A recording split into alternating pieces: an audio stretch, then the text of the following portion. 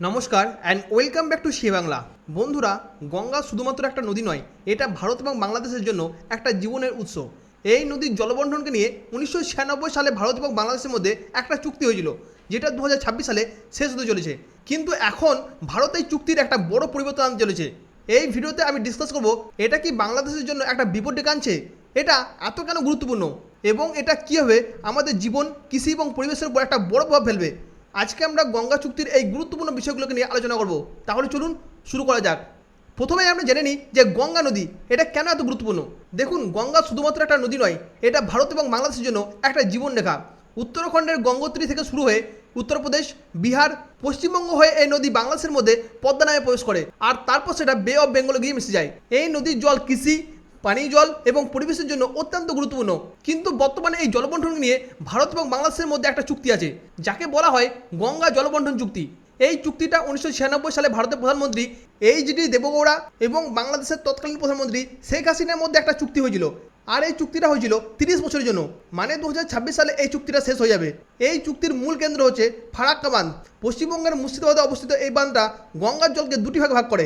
একটা অংশ বাংলাদেশের মধ্যে পদ্মা নদী হিসেবে যায়, আর একটা অংশ ভারতের মধ্যে হুগলি নদী হয়ে বে অফ বেঙ্গলে গিয়ে মেশে। এই চুক্তিটা মূলত নিয়ন্ত্রণ করে শুকনো মৌসুমে, অর্থাৎ জানুয়ারি থেকে মে মাসের মধ্যে। এই চুক্তির মধ্যে কতটা জল বাংলাদেশ পাবে আর কতটা ভারতের মধ্যে থাকবে, শুধুমাত্র এটাই ডিসকাস করা হয়। এই সময় জলের প্রবাহ খুব কম থাকে, আর তার জন্য এটা খুবই গুরুত্বপূর্ণ।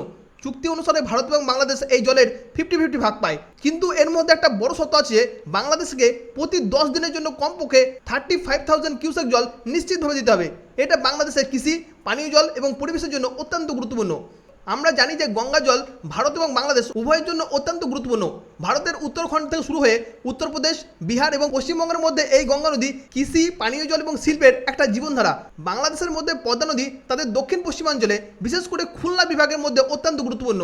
এই অঞ্চলে কৃষি, মৎস্য চাষ এবং লবণাক্তকে নিয়ন্ত্রণ করার জন্য গঙ্গার জল অপরিহার্য।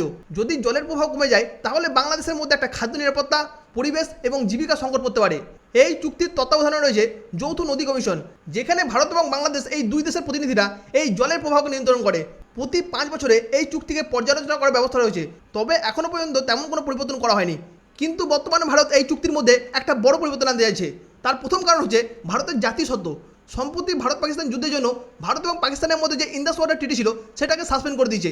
আর এটা থেকে বোঝা যায় যে ভারত এখন শুধু সব কূটনৈতিক নীতির উপর নির্ভর করতে চাইছে না। ভারত বলছে আমাদের জাতীয় স্বার্থ, জল নিরাপত্তা এবং কৃষির জন্য আমাদেরকে আরও বেশি জলের প্রয়োজন। দ্বিতীয়ত হচ্ছে জলের বর্তমান বাস্তবতা। কারণ 1996 সালে যে চুক্তিটা হয়েছিল, তখন জলের প্রবাহ একরকম ছিল, আর এখন বর্তমানে সেই জলের প্রবাহ একরকম। জলবায়ু পরিবর্তনের কারণে গঙ্গা জলের প্রবাহ অনেক কমে গেছে, এমনকি ভারতের মধ্যে জনসংখ্যাও অনেক বেড়ে গেছে। এমনকি গঙ্গা নদীর অববাহিকায় বসবাসকারী মানুষের সংখ্যা 30 বছর আগের তুলনায় এখন কিন্তু অনেক বেশি। আর তার জন্য কিন্তু ভারতের মধ্যে এই জলের চাহিদা আরও বেড়ে গেছে। আর তার জন্যই কিন্তু ভারত এই গঙ্গা নদীর জলবণ্টন চুক্তির মধ্যে একটা বড় পরিবর্তন করতে চাইছে। এখন যদি আমি বাংলাদেশের দিকে তাকাই, বাংলাদেশের জন্য কিন্তু এই গঙ্গা জল অত্যন্ত গুরুত্বপূর্ণ। কারণ বাংলাদেশের দক্ষিণ পশ্চিমাঞ্চল, বিশেষ করে খুলনা অঞ্চল, এই গঙ্গার জলের উপর অত্যন্ত নির্ভরশীল। এই জল বাংলাদেশের কৃষি, পানীয় জল এবং লবণাক্তকে নিয়ন্ত্রণ করার জন্য অত্যন্ত গুরুত্বপূর্ণ। যদি এই চুক্তির ফলে ভারত জলের প্রভাব কমিয়ে দেয়, তাহলে বাংলাদেশের মধ্যে খাদ্য নিরাপত্তা, পরিবেশ এবং জীবিকা বিপন্ন হয়ে যাবে। আর তার জন্য কিন্তু বাংলাদেশ চাইছে এই চুক্তির মধ্যে যেন কোনো রকমের পরিবর্তন না হয়। কিন্তু ভারত যদি চায়, তাহলে কিন্তু এই চুক্তিকে একতরফা পরিবর্তন করতে পারে। আর সেটা যদি ভারত করে, তাহলে বাংলাদেশের মনে ভয় থাকবে যে ভারত জলকে একটা নতুন কূটনৈতিক অস্ত্র হিসেবে ব্যবহার করছে। এখানে আরও একটি গুরুত্বপূর্ণ বিষয় হচ্ছে যে তিস্তা নদী। 2011 সালে ভারত এবং বাংলাদেশের মধ্যে এই তিস্তা নদীর জলবণ্টনকে নিয়ে একটা চুক্তি হওয়ার কথা ছিল, কিন্তু পশ্চিমবঙ্গের মুখ্যমন্ত্রী মমতা বন্দ্যোপাধ্যায়ের কারণে সেটা হয়নি। সম্প্রতি বাংলাদেশের মধ্যে শেখ হাসিনা সরকার পড়ে যাওয়ার পর বাংলাদেশের নতুন অন্তর্বর্তী সরকার মোহাম্মদ ইউনূস তিস্তা নদীর উপর একটা বাঁধ তৈরি করতে যাচ্ছে, আর সেটাও আবার চীনকে দিয়ে। এটা ভারতের জন্য একটা বড় ধাক্কা। আর তার জন্য কিন্তু এই গঙ্গা নদীর চুক্তি ভারতের জন্য একটা বড় মাস্টার স্ট্রোক হতে পারে। ভারত বলতে পারবে যে তিস্তা নদীর ব্যাপারে আমাদের সঙ্গে সমঝোতা করো, না হলে কিন্তু আমরা গঙ্গা নদীর চুক্তিকে সাসপেন্ড করে দেবো, যেমন আমরা ভারত পাকিস্তান যুদ্ধের সময় ইন্দাস ওয়াটার ট্রিটিকে সাসপেন্ড করেছিলাম। কিন্তু এখন প্রশ্ন হচ্ছে যে এখানে বাংলাদেশ কি চাইছে? এখানে বাংলাদেশ চাইছে যে জলের যে ন্যূনতম প্রবাহ সেটা নিশ্চিত থাকুক। কারণ এখানে বাংলাদেশ চাইছে ভারতের সঙ্গে যৌথভাবে এই জলের তথ্যকে ভাগাভাগি করা। আর এখানে বাংলাদেশ চাইছে না যে ভারত একতরফা নতুন বাঁধ বা অবকাঠামো তৈরি করুক, যেটা বাংলাদেশের জন্য ভবিষ্যতে একটা বড় বিপদ আনতে পারে। কারণ বাংলাদেশের জন্য এই জল অত্যন্ত গুরুত্বপূর্ণ। বাংলাদেশ ভয় পাচ্ছে যে ভারত যদি এই জল প্রবাহ কমিয়ে দেয়, তাহলে খুলনার মতো এলাকায় লবণাক্ত বাড়বে, কৃষি ক্ষতিগ্রস্ত হবে, এমনকি পরিবেশের ভারসাম্য নষ্ট হয়ে যাবে। ভারত এখন আর শুধুমাত্র নরম কূটনৈতিক নীতির উপর নির্ভর করছে না, কারণ ইন্দাস ওয়াটার টিটিকে সাসপেন্ড করে দেখিয়ে দিয়েছি যে আমরা আমাদের স্বার্থকে প্রাধান্য দেবো। এই টিটিটা যদি পরিবর্তন হয় তাহলে বাংলাদেশের সঙ্গে ভারতের সম্পর্ক কিন্তু আরও খারাপ হতে পারে। যদি ভারত এই চুক্তিকে একতরফা পরিবর্তন করে তাহলে বাংলাদেশের সঙ্গে আস্থার ঘাটতি হতে পারে। এছাড়াও ভারতের অন্য প্রতিবেশী দেশ যেমন নেপাল বা ভুটানের সঙ্গেও সম্পর্কের উপর একটা প্রভাব পড়তে পারে। তৃতীয়ত হচ্ছে চীনের প্রভাব। বাংলাদেশ তিস্তা নদীর প্রকল্প চীনের হাতে দেওয়ার পর থেকে ভারতের উপর চাপ বাড়ছে, তাই ভারত গঙ্গা নদী চুক্তিকে একটা কূটনৈতিক অস্ত্র হিসেবে ব্যবহার করতে চাইছে। কিন্তু এখন বড় প্রশ্ন হচ্ছে যে এর পরে কি হবে। ভারত সম্ভবত 2026 সালে নতুন চুক্তির জন্য আলোচনা শুরু করবে। এই চুক্তির প্রধান আলোচ্য বিষয় হবে বাংলাদেশের জন্য যে ন্যূনতম জলের গ্যারান্টি ছিল, অর্থাৎ 10 দিনের মধ্যে 35,000 কিউসেক জল বাংলাদেশকে দিতে হবে, সেটা কিন্তু ভারত নাও দিতে পারে। দ্বিতীয়ত হচ্ছে রিয়েল টাইম জলপ্রবাহ মনিটরিং সিস্টেম চালু করা।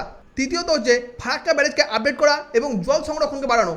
এবং 4 নম্বর হচ্ছে জলবায়ু পরিবর্তনের ভিত্তিতে নমনীয় জলবন্টন মডেল তৈরি করা।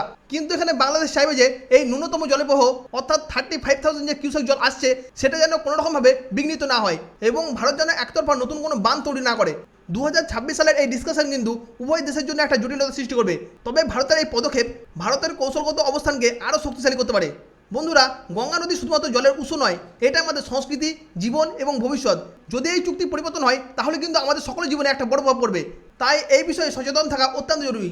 এখানে আমি আপনাদের কাছে জানতে চাইব, ভারতের কি এই গঙ্গা জলবন্টন চুক্তিকে ইন্দাস ওয়াটার টিটির মতো সাসপেন্ড করে দেওয়া উচিত? এই বিষয়ে আপনার কি মতামত কমেন্টে অবশ্যই লিখে জানান।